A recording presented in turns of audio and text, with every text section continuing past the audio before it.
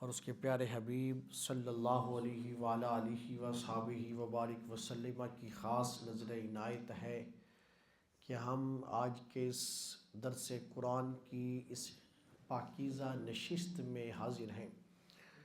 اللہ رب العزت کی بارگاہ میں دعا گو ہوں کہ اللہ رب العزت میری بھی اور آپ تمام دوستوں کی اس حاضری کو اپنی بارگاہ میں شرف قبولیت عطا فرمائے۔ نہ صرف اللہ قبول فرمائے بلکہ قبول فرما کے ہمارا یہاں بیٹھنا ذریعہ نجات بھی بنائے۔ پہلی بار آپ تمام دوستوں کی اس خوبصورت مسجد کے اندر اور اس گاؤں کے اندر آنے کا اتفاق ہوا۔ حافظ شفاقت صاحب کی وساطت سے حاضر ہوں، وعدے کی تکمیل کر رہا ہوں، اور میں دعا کرتا ہوں حافظ صاحب، حافظ شفاقت صاحب، ان کے ساتھی، آپ تمام نمازی جتنے دوست بیٹھے ہیں ان کی اس کاوش کے اوپر مبارکباد بھی دیتا ہوں اور دعا کرتا ہوں کہ آپ کے یہ خیر کے سلسلے اللہ ہمیشہ جاری و ساری رکھے۔ سامعین محترم، مجھے آج میں نے چونکہ ان سے پوچھا تھا کہ کس موضوع کے اوپر گفتگو کرنی ہے، تو آپ صاحب نے مجھے یہ ارشاد فرمایا تھا کہ آپ گفتگو کریں کہ اصحاب رسول صلی اللہ علیہ وسلم اور آل رسول صلی اللہ علیہ وسلم کی آپس میں کیا رشتہ داریاں تھیں۔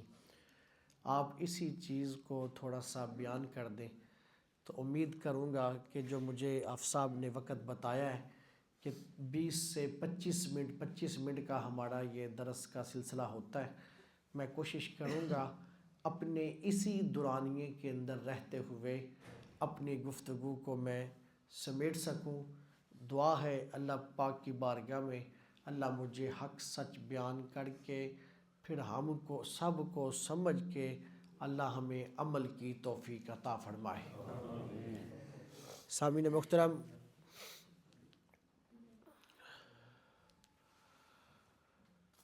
اس کائنات کے اندر بندہ آتا ہے، ایک انسان کے ساتھ رشتہ جڑتا چلا جاتا ہے۔ انسان سے انسان جڑے ہیں، پھر قبیلے جڑے ہیں، برادریاں جڑی ہیں، خاندان جڑے ہیں، رشتہ داریاں جڑی ہیں۔ اسی طرح ہی ایک دوسرے کے ساتھ تعلق جو ہے وہ جڑتا چلا آ رہا ہے، اور جب سے یہ انسان بنا ہے، جب سے کائنات بنی ہے، یہ تعلق، یہ رشتے، یہ ناطے جوں کے دوں چلتے چلے آ رہے ہیں۔ اور ایک وقت آئے گا کہ جب کائنات ختم ہو جائے گی، اور جس وقت کائنات ختم ہوگی تو ساتھ ہی یہ رشتے، ناطے، تعلق، واسطے سب ختم ہو جائیں گے۔ قرآن مجید فرقان حمید بھی یہ کہتا ہے کہ اس وقت یہ کیفیت ہوگی، کوئی باپ بیٹے کا نہیں، بیٹا باپ کا نہیں، ماں بیٹے جو ہے وہ ماں کا نہیں، ماں بیٹے کا نہیں، سارے رشتے ناطے ختم ہو جائیں گے۔ جتنے بھی دنیا کے اندر ہم یہ رشتے قائم کرتے ہیں، ایک وقت آئے گا کہ جب یہ ساری رشتہ داریاں ختم ہو جائیں گی۔ اب یہ کن رشتہ داریوں کی بات ہے؟ یہ ہمارے رشتہ داریوں کی بات ہے، لیکن سارے رشتے ناطے ختم ہوں گے، لیکن ایک رشتہ پھر بھی قائم دائم رہے گا، اور وہ کس کا؟ وہ حضور نبی محترم صلی اللہ علیہ وسلم نے یہ ارشاد فرمایا کہ جس وقت ساری رشتہ داریاں ختم ہو جائیں گی تو جس کا میرے ساتھ رشتہ ہوگا، کل قیامت والے دن میرے ساتھ جڑنے والے رشتے کو اللہ بروز محشر بھی قائم رکھے گا۔ حضور کے ساتھ کوئی رشتہ جڑے گا، کل قیامت والے دن بھی وہ قائم دائم رہے گا۔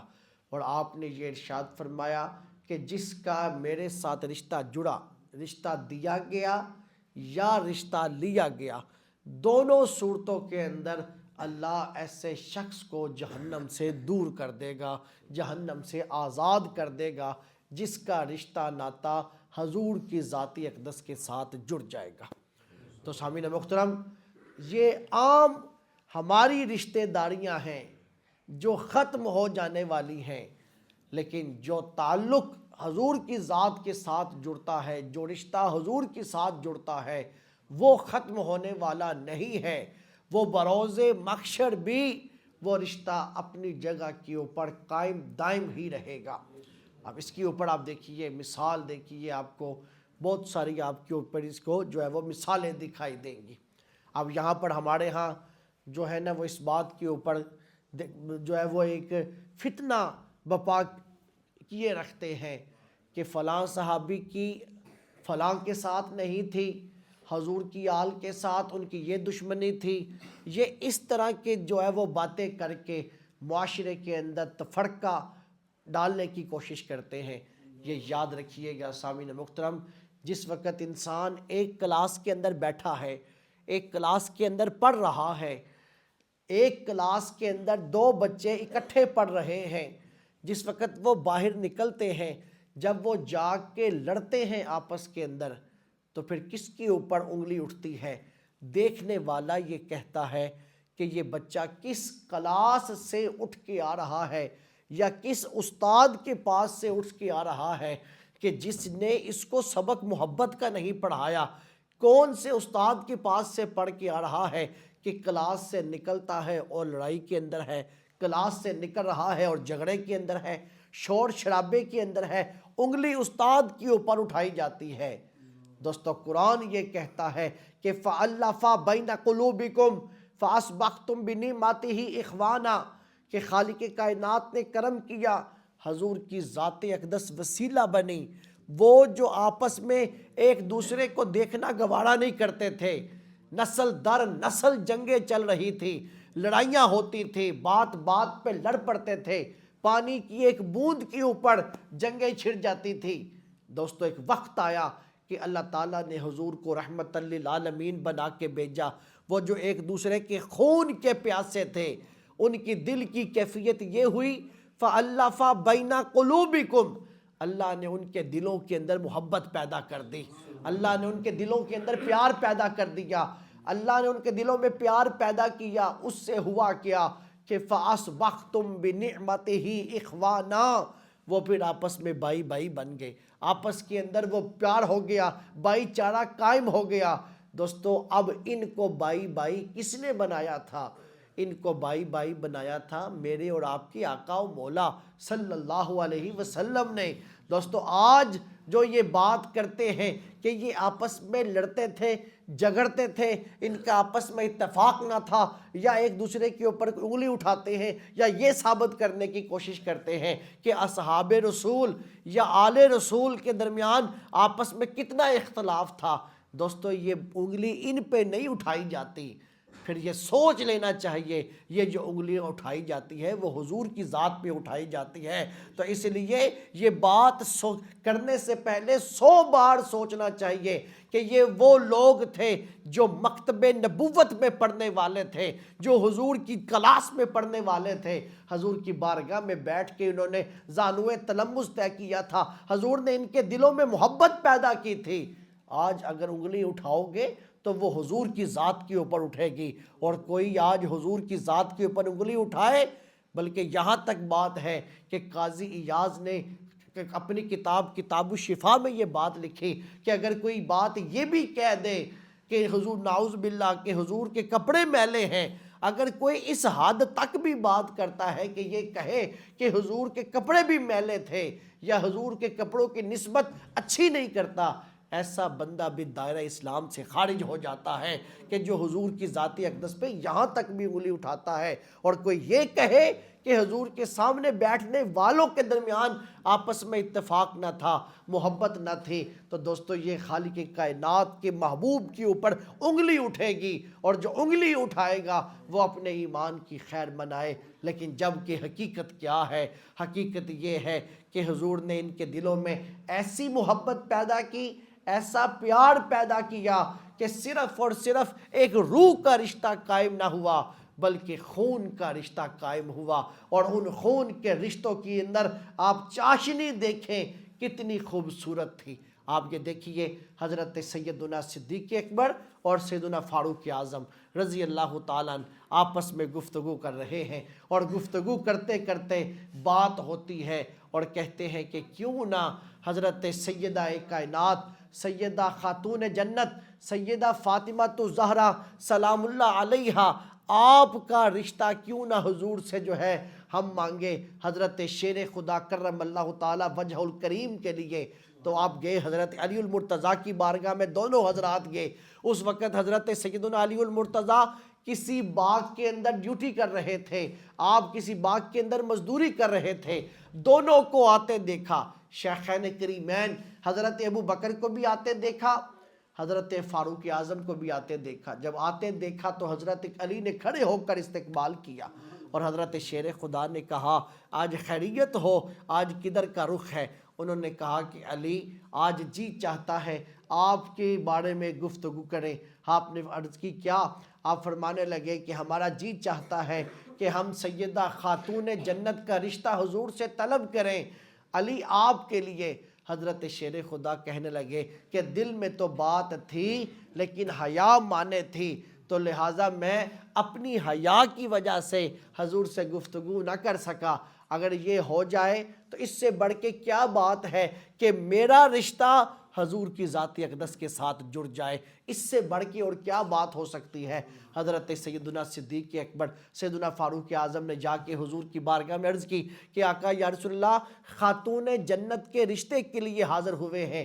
حضور نے فرمایا کس کے لیے؟ عرض کی آقا یا رسول اللہ حضرت شیر خدا کرم اللہ تعالی وجہ الکریم کے لیے۔ حضور نے ارشاد فرمایا ابو بکر عمر، میں نے یہ رشتہ اللہ کی ذات اقدس پہ چھوڑ دیا ہے، جہاں میرا رب فیصلہ فرمائے گا میں وہیں پہ ہی فاطمہ کا رشتہ طے کروں گا۔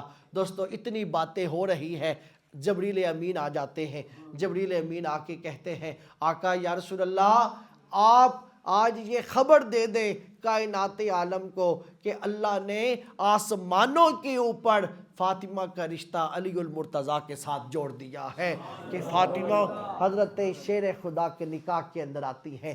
دوستو بلا کوئی دشمنوں کے بھی رشتے لینے کے لیے جاتا ہے، بلا کوئی آج تک ایسا بھی ہوا ہے کہ جس کی کسی کے ساتھ کوئی دشمنی ہو اور انسان اس کے رشتے لینے کے لیے چل پڑے؟ نہیں، یہ نہیں ہوتا۔ پھر آپ یہ دیکھیے حضرت عثمان غنی کو دیکھیں آپ کہ حضرت سیدنا عثمان غنی کا کیا کردار تھا۔ جب حضور نے بلایا علی کو، علی تیرا رشتہ آسمانوں کے اوپر اللہ نے فاطمہ سے کر دیا ہے، علی تیرے پاس حق مہر کے لیے کیا ہے؟ عرض کی آقا یا رسول اللہ کچھ بھی نہیں۔ حضور نے فرمایا کیا چیز موجود ہے؟ عرض کی آقا یا رسول اللہ تلوار ہے، زرہ ہے۔ حضور نے فرمایا کہ تلوار بندہ مومن کی شان ہے، زرہ کو فروخت کر اور اپنے ولیمے کا اور حق مہر کا بندوبست کر تاکہ تیرا فاطمہ کے ساتھ نکاح کیا جائے۔ حضرت سیدنا شیر خدا کرم اللہ تعالی وجہ الکریم آپ نے زرہ اٹھائی اور خوشی خوشی گلی میں جا رہے ہیں تاکہ میں اس کو فروخت کر دوں۔ میرے دوستو جس وقت آپ بیچنے کے لیے جاتے ہیں، راستے میں حضرت علی المرتضیٰ کی ملاقات ہوئی حضرت سیدنا عثمان غنی سے۔ عثمان نے پوچھا علی کدھر کا ارادہ ہے؟ اور حضرت علی کہتے ہیں عثمان آج فاطمہ کے ساتھ نکاح کا یہ رشتہ قائم ہوا ہے، نکاح کی تقریب ہے، اپنے حق مہر کے بندوبست کے لیے جا رہا ہوں۔ تو آپ کہنے لگے، آپ فرمانے لگے پھر کیسے بندوبست کرو گے؟ کہ حضور نے ارشاد فرمایا ہے کہ یہ زرہ ہے، اس زرہ کو فروخت کرو اور اس سے حق مہر اور اسی کے ساتھ ہی ولیمے کا انتظام کرو۔ تو آپ نے فرمایا، عثمان کہنے لگے علی تو یہ زرہ کتنے کی بیچنے کا ارادہ ہے؟ تو آپ کہنے لگے کہ یہ ارادہ ہے 480 درہم کی، میرا ارادہ یہ ہے کہ میں اس زرہ کو فروخت کر دوں۔ حضرت عثمان کہنے لگے کہ علی کس کو بیچو گے؟ تو آپ کہنے لگے کہ کوئی بھی مل جائے، کوئی بھی خریدار ہو جائے۔ عثمان کہنے لگے کہ علی پھر یہ زرہ پھر آپ مجھے عطا کر دیں۔ حضرت عثمان غنی نے وہ زرہ آپ نے خرید لی، کتنے کے بدلے میں؟ 480 درہم کے بدلے میں حضرت عثمان نے حضرت علی کی زرہ خریدی۔ دوستو جس وقت وہ زرہ خریدی، جب نکاح کا وقت آتا ہے، حضرت علی المرتضیٰ کا نکاح سیدہ خاتون جنت کے ساتھ ہوتا ہے، اس نکاح کی تقریب کے اندر حضرت عثمان غنی تشریف لاتے ہیں۔ جس وقت حضرت عثمان تشریف لائے، یار کی خوشی کے اندر جاتا ہے تو کچھ نہ کچھ لے کر جاتا ہے، کوئی نہ کوئی تحفہ لے کے جاتا ہے۔ دوستو قربان جاؤں حضرت عثمان غنی کی محبتوں کے اوپر۔ جس وقت آپ نکاح کی تقریب کے اندر جاتے ہیں، حضرت علی المرتضیٰ کو آپ کے نکاح کی مبارکباد پیش کرتے ہیں، تو تحفے کے اندر وہ جو زرہ حضرت علی سے آپ نے خریدی تھی، وہی زرہ آپ علی کو تحفے کے اندر پھر واپس بھی دے دیتے ہیں، پھر تحفے کے اندر بھی دے دیتے ہیں۔ دوستو بتائیے کہ کون ہے جو دشمنوں کے ساتھ یہ معاملات کرتا ہے؟ یہ تو معاملے وہی کیے جاتے ہیں جہاں محبتوں کے رشتے قائم دائم ہو، جہاں محبتیں ہوں، فَأَلَّفَ بَيْنَ قُلُوبِكُمْ، جہاں دلوں کے اندر الفت ہو وہاں یہ معاملے کیے جاتے ہیں، جہاں دلوں کے اندر دراریں ہوں وہاں یہ معاملے نہیں کیے جاتے۔ اور دوستو یہیں پر بات ختم نہیں ہوتی، بلکہ ہم آگے چلتے ہیں۔ حضور کی ذات اقدس کے ساتھ حضرت صدیق اکبر نے رشتہ جوڑا۔ کس طرح رشتہ جوڑا؟ ایک دن حضور فرمانے لگے، آپ فرماتے ہیں کہ ابو بکر، مجھے تیری اس دنیا کے اندر 3 چیزیں بڑی پسند ہیں۔ عرض کی یا رسول اللہ وہ کیا؟ حضور نے ارشاد فرمایا، مجھے تیری اس دنیا کے اندر 3 چیزیں پسند ہیں۔ کون کون سی؟ حضور نے فرمایا، پہلی چیز اس دنیا کے اندر مجھے جو چیز پسند ہے وہ ہے نماز، کہ میں نماز کی ادائیگی اپنے وقت کے اوپر کروں۔ دوسری چیز، حضرت ابو بکر کہنے لگے، آقا دوسری کیا چیز ہے؟ عرض کی یا رسول اللہ، حضور نے فرمایا، ابو بکر دوسری چیز مجھے جو تیری اس دنیا کے اندر پسند ہے وہ ہے خوشبو، مجھے خوشبو پسند ہے۔ حضرت صدیق اکبر کہنے لگے، آقا یا رسول اللہ تیسری؟ حضور فرمانے لگے، تیسری چیز جو مجھے تیری اس دنیا کی پسند ہے وہ ہے نیک عورت، کہ ایک آدمی کا نکاح نیک عورت کے ساتھ ہو، یہ چیز پسند ہے۔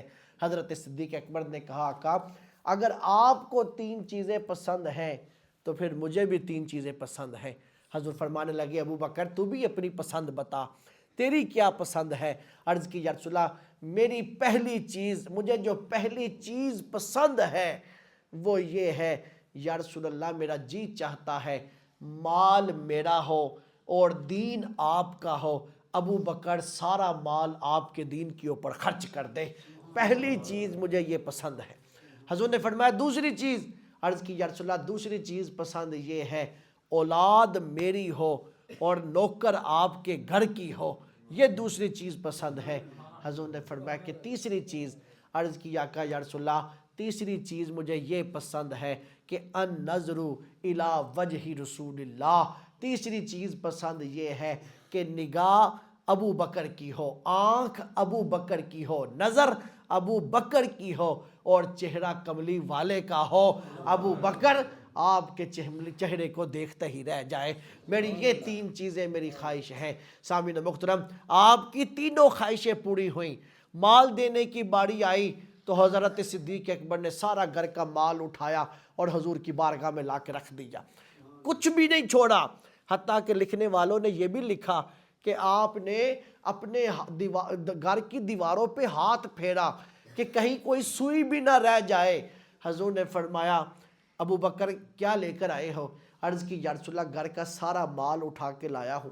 حضور نے فرمایا، ابو بکر گھر والوں کے لیے بھی کچھ چھوڑا ہے؟ عرض کی یا رسول اللہ بہت کچھ۔ حضور نے فرمایا کیا؟ عرض کی یا رسول اللہ گھر والوں کے لیے اللہ اور اس کا رسول چھوڑ کے آیا ہوں، اتنا ہی کافی ہے۔ یہ بھی خواہش پوری ہوئی۔ دوسری خواہش پوری ہوئی کہ النظر الی وجہ رسول اللہ، کہ نظر ابو بکر کی ہو، چہرہ کملی والے کا ہو، یہ بھی خواہش پوری ہوئی۔ کب ہوئی پوری؟ جس وقت غار ثور کی رات تھی، ہجرت کی رات تھی، حضور مکے سے چلے مدینہ پاک آئے تو راستے کے اندر غار ثور میں حضور رہے۔ کتنے دن رہے؟ 3 دن اور 3 راتیں حضور نے غار ثور میں گزاری۔ وہ غار ثور کے اندر 3 راتیں 3 دن حضور نے گزارے تو وہاں تیسرا کوئی بھی نہیں تھا، صرف 2 ہی یار تھے، ایک حضور تھے، دوسرے ابو بکر تھے۔ ابو بکر کی گود تھی، حضور کا سر انور تھا، بغیر کسی حجاب کے اور بغیر کسی رکاوٹ کے ابو بکر 3 دن اور 3 راتیں حضور کے چہرے کا دیدار ہی کرتے رہ گئے تھے۔ دوسری خواہش بھی پوری ہوئی اور تیسری خواہش کیا تھی کہ اولاد میری ہو اور نوکر آپ کے گھر کی ہو۔ یہ اب دونوں معنی تھے۔ ہجرت کی رات سارا خاندان حضور کا، حضرت صدیق اکبر کا حضور کی خدمت کر رہا تھا، سارا خاندان۔ ایک معنی یہ تھا۔ دوسرا معنی یہ تھا کہ آقا میں یہ چاہتا ہوں کہ عائشہ کا نکاح آپ کے ساتھ کر دیا جائے۔ سامعین محترم، حضرت صدیق اکبر نے صدیقہ کائنات سیدہ عائشہ صدیقہ سلام اللہ علیہا کا نکاح حضور کی ذات اقدس کے ساتھ کر دیا۔ تیسری خواہش بھی پوری ہوئی کہ اولاد میری ہو لیکن نوکر آپ کے گھر کی ہو، آپ کے گھر کے ساتھ رشتہ ناتا جڑ جائے۔ سامعین محترم، حضرت صدیق اکبر نے اپنا رشتہ حضور کی ذات اقدس کے ساتھ جوڑا۔ حضرت فاروق اعظم، حضرت سیدنا عمر ابن خطاب رضی اللہ تعالیٰ عنہ، آپ نے اپنا رشتہ حضور کی ذات اقدس کے ساتھ جوڑا۔ کس طرح؟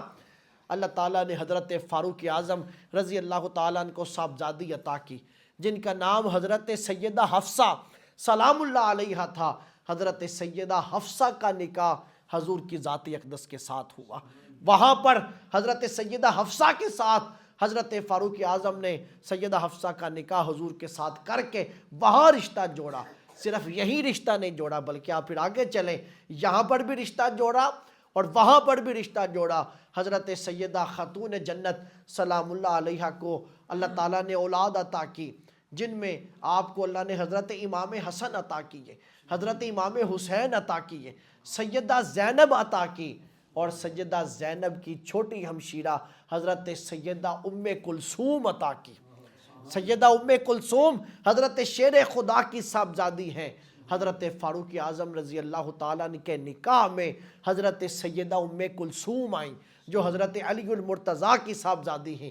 سامعین محترم، حضرت سیدنا فاروق اعظم سے پوچھا گیا کہ عمر، آپ کی اور سیدہ ام کلثوم کی عمر کے اندر بہت فرق ہے، بہت ڈیفرنس ہے، آپ یہ رشتہ قائم کر رہے ہیں، آخر اس کی کیا وجہ ہے؟ تو حضرت فاروق اعظم نے کہا تھا کہ اس کی صرف اور صرف ایک ہی وجہ ہے کہ میرے اور آپ کے آقا و مولا صلی اللہ علیہ وسلم نے یہ ارشاد فرمایا تھا کہ جس وقت سارے رشتے ناتے ختم ہو جائیں گے اس وقت بھی اللہ میرے رشتے کو قائم رکھے گا۔ فرمایا کہ میں اس لیے یہ رشتہ جوڑ رہا ہوں، جب میرے سارے رشتے ختم ہو بھی جائیں تو کملی والے کے ساتھ میرا رشتہ پھر بھی جڑا رہے، حضور کے ساتھ میرا رشتہ پھر بھی جڑا رہے۔ تو سامعین محترم، سیدہ ام کلثوم کا نکاح حضرت سیدنا فاروق اعظم کے ساتھ ہوا، جو آج یہ کہتے ہیں کہ حضرت فاروق اعظم نے معاذ اللہ نہ جانے سیدہ کائنات کے ساتھ کیا کیا منسوب کرتے ہیں کہ دروازے پہ آگ لگا دی، دھکا دے دیا، نہ جانے کیا کیا، کیسے وہ باتیں کر لیتے ہیں نازیبا اور من گڑت کہانیاں گھڑ لیتے ہیں۔ دوستو، جن کے ساتھ محبتوں کے رشتے ہوں وہی رشتہ داریاں ہوتی ہیں، جہاں نفرتیں ہوں وہاں رشتہ داریاں ہرگز بھی نہیں ہوتی۔ کہاں کہاں کی بات سناؤں، حضور کی آل پاک، حضور کی آل پاک کے اندر حضرت، آپ یہ دیکھیے، حضرت جعفر، حضرت علی المرتضیٰ کے کتنے بھائی تھے؟ حضرت علی المرتضیٰ کے بڑے بھائی کا نام حضرت طالب تھا، جن کے نام کے اوپر حضرت ابو طالب بھی کہلاتے ہیں۔ آپ ہی کے ایک بھائی ہیں جن کا نام عقیل بھی ہے، اور حضرت علی کے ہی ایک بھائی ہیں جن کا نام حضرت جعفر طیار بھی ہے۔ حضرت علی کے بھائی ہیں جعفر طیار، بڑے بھائی ہیں۔ حضرت جعفر کو جعفر طیار، طیار کیوں کہتے ہیں؟ طیار کہتے ہیں اڑنے والے کو۔ دوستو، حضرت جعفر کے دونوں بازو کٹ گئے جنگ موتا کے مقام کے اوپر۔ جب دونوں بازو کٹے، حضور نے جو ہے آسمان کے اوپر نگاہ اٹھائی تو آپ نے کہا وعلیکم السلام۔ لوگوں نے کہا کہ حضور آپ نے کس کے سلام کا جواب دیا ہے؟ تو آپ فرمانے لگے جعفر کو اللہ نے جنت کے اندر 2 پڑ عطا کر دیے ہیں، ان پڑوں کے ساتھ وہ خدا کی جنت کی سیر کر رہا ہے، اور جس وقت وہ خدا کی جنت کی سیر کرتے اوپر سے گزرا تو جعفر نے مجھے سلام کیا، میں نے جعفر کے سلام کا جواب دیا ہے، میں نے جعفر کے سلام، اسی لیے آپ کو جعفر طیار کہتے ہیں۔ حضرت جعفر کی زوجہ محترمہ تھی جن کا نام تھا حضرت اسما بنت امیس۔ جس وقت حضرت جعفر کی شہادت ہوئی، عدت گزری، حضرت اسما بنت امیس کا نکاح ہوا حضرت سیدنا صدیق اکبر کے ساتھ. حضرت جعفر کی زوجہ ہیں، ان کی شہادت ہوئی، عدت گزری، نکاح ہوا حضرت صدیق اکبر کے ساتھ. حضرت سیدنا صدیق اکبر وصال کر گئے. حضرت صدیق اکبر کا وصال ہوا. حضرت اسما بنت امیس نے حضرت ابو بکر کے وصال کے بعد عدت گزاری. جب وہ عدت گزری، وہ عدت گزرنے کے بعد حضرت اسما بنت امیس کا پھر تیسرا نکاح ہوا. وہ جو تیسرا نکاح ہوا وہ کس کے ساتھ ہوا دوستو؟ وہ جو تیسرا نکاح ہوا وہ حضرت سیدنا شیر خدا علی المرتضیٰ کے ساتھ ہوا. کیسا آپس کے اندر رشتے اور ناطے جڑے ہیں لوگوں. جہاں محبتیں ہوں وہیں تعلق جڑتے ہیں، جہاں نفرتیں ہوں وہاں تعلق نہیں جڑتے. آخری بات کرنے لگا ہوں دوستو، حضرت امام جعفر صادق کا آپ نے نام سنا ہے. حضرت امام جعفر صادق کون ہیں؟ حضرت سیدنا شیر خدا کے صاحبزادے حضرت امام علی مقام حضرت امام حسین ہیں. حضرت امام حسین کے بیٹے ہیں جن کا نام حضرت امام زین العابدین ہیں، جنہوں نے کربلا کا سارا منظر اپنی آنکھوں کے ساتھ دیکھا ہے. حضرت امام زین العابدین کو اللہ نے بیٹا عطا کیا جن کا نام تھا حضرت امام محمد الباقر رضی اللہ تعالیٰ علیہ السلام. حضرت امام باقر کو اللہ نے بیٹا عطا کیا جن کا نام آپ نے حضرت امام جعفر الصادق رکھا. حضرت امام جعفر صادق حضرت امام علی مقام کے پوتوں میں ہیں. حضرت امام جعفر الصادق دوستو آپ یہ دیکھیے، حضرت امام جعفر صادق کون؟ حضرت امام علی مقام کے پوتے، خانوادہ نبوت ہیں، سیدہ کائنات کی اولاد ہیں. اور اصحاب کے ساتھ رشتہ کیسے جڑا ہے؟ آپ فرمایا کرتے تھے حضرت ابو بکر کے ساتھ میرا دوہرا رشتہ ہے. کون کہا کرتے تھے؟ امام جعفر الصادق کہتے تھے میرا حضرت ابو بکر کے ساتھ دوہرا رشتہ ہے. کس طرح رشتہ ہے آئیے سنیے. حضرت امام جعفر الصادق کی والدہ کا نام ہے حضرت ام فروہ. حضرت امام جعفر الصادق کی والدہ کا نام ہے حضرت ام فروہ. حضرت ام فروہ کی والدہ کا نام کا نام ہے حضرت اسما.